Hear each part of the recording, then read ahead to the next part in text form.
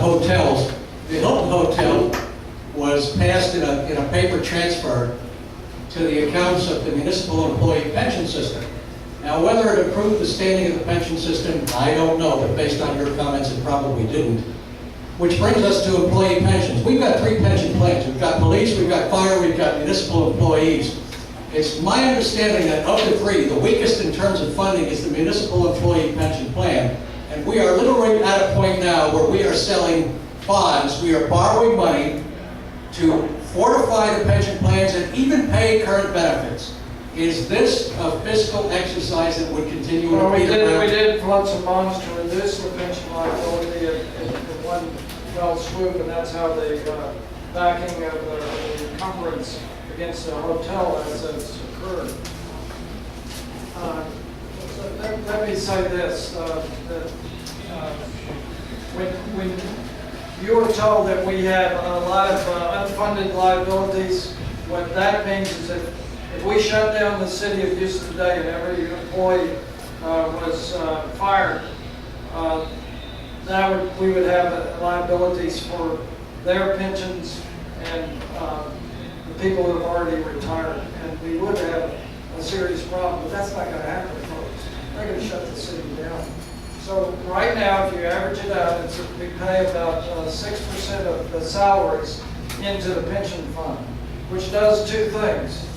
It maintains the current obligations, and it's designed to retire the pension obligations over a 30-year period. So they're in the 6% of the salaries that we contribute, which is not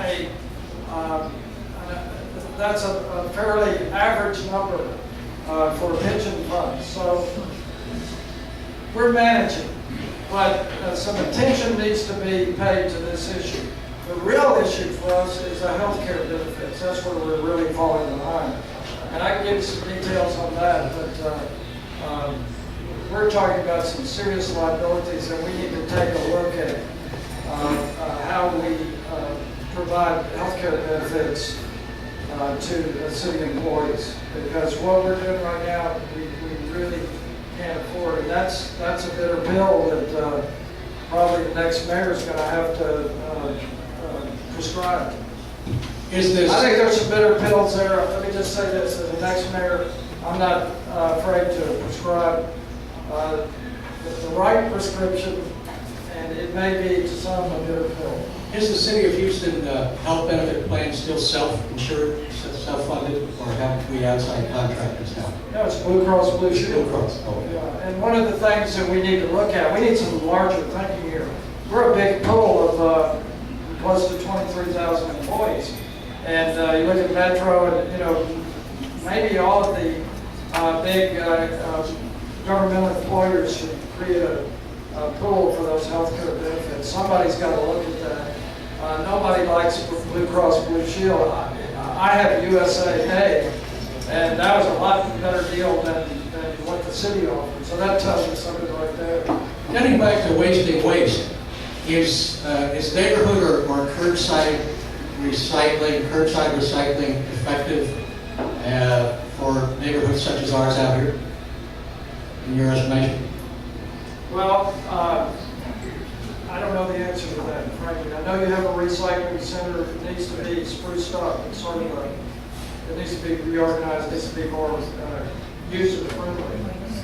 We do encourage you to take things to the neighborhood recycling center. Second thing is curbside, where you've got it sorted into little bins. In some neighborhoods that's effective, in some neighborhoods not. Frankly, I don't know whether it's worked here. But we have a new recycling program. We have a pilot program in 8 neighborhoods called Automated Recycling. You get a 96-gallon recycling bin. It has that truck with the automatic arm that picks it up.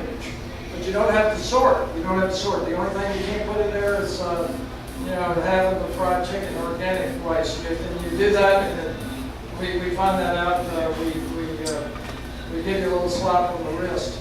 But this has taken these 8 neighborhoods from maybe an average of 20% participation rate up to 60 to 70%. And so it's based on having what's called a single stream recycling facility, which we are building here. We're investing in that. with some of those revenues from selling the waste, because as I told you, waste is a terrible thing to waste, right? I have not forgotten. But unfortunately, right now, that single-stream recycling facility is in Arlington, Texas. So we don't tell people that, but it's a good start, and it's working. We're going to build one here, and we're going to make recycling work in your neighborhood in Kingwood. And let me say one other thing that I realized very passionately, and that is it's not what Kingwood can do for Houston, it's what Houston can do for Kingwood. And I think we got off on the wrong foot. It's what Kingwood can do for Houston, and we need to start looking in the other direction and having the traffic for Kingwood. And that's part of this decentralized government approach that I'm very confident we can institute over a reasonably short period of time. Mr. Brown, you got time for a few more? Yeah. Give me a quick one. Give me a. All right, Metro. Metro. Oh. The mayor of the city of Houston controls Metro with 5 board appointments. Metro has created a lot of controversy for itself over the last few years, appearing to violate the letter and the spirit of the referendum on the Westheimer expansion, now breaking ground on not one but 3 lines with no clear avenue of funding to complete them. What would the Peter Brown administration do to set Metro right? And you might want to preface that by looking at what Metro does right and what it currently does wrong. Well, under the Peter Brown administration, we're going to have a chairman of the Metro Board and board members who know how to get it right in terms of the mission of Metro. I've never seen an agency, well, by the way, I've done work for Metro as an architect, and it is the most bureaucratic, difficult public agency to work for that I've ever experienced. And that needs to change. I used to go to meetings, there'd be 3 of us, 12 of them in the meeting, and I'd say, something's wrong here, that's not right. So, we need reorganization in Metro. We need a chairman of the board and board members who really understand what the mission is and understand Metro's role in the community. I've never seen an agency worse at community relations. They manage to antagonize just about every neighborhood that they go to. They mismanaged that referendum claim terribly, and I would say that it would be very important that the mayor join with Metro and take a leadership role in building a transportation system, multimodal, that really works for the people of Houston.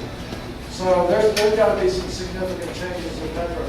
They haven't built anything in the last 6 years, and I can tell you they've spent tens of millions of dollars in consulting fees and contracts that have gone sour and this sort of thing. And even to the point where I couldn't believe this. One of my opponents was actually involved in one of those sour contracts. So, we've got to do a better job of serving the public and using the tax bill.